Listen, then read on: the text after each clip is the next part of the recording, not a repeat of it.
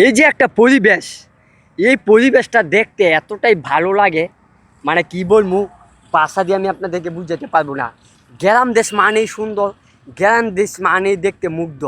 এই যে আমাদের যে একটা চক, এই চকে আমি বিভিন্ন ধরনের ভিডিও দিচ্ছি আপনাদেরকে।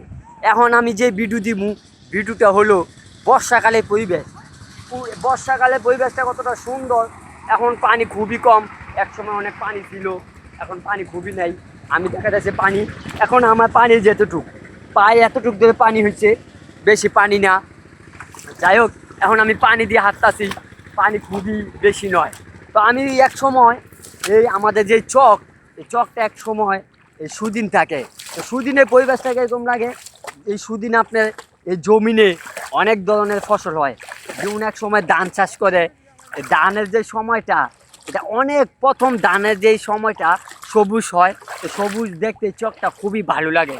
তারপর এই চকে আপনার সরিষা চাষ করে, তখন যখন এই ফুল হয় হলুদ, তখন বিভিন্ন ধরনের মানুষের চকে এই বিভিন্ন মানুষের সেলফি তোলে, টিকটক করে, নানান ধরনের ছবি তোলে। তো এই চক, আমাদের এই চক বিভিন্ন ধরনের রূপে ধারণ করে।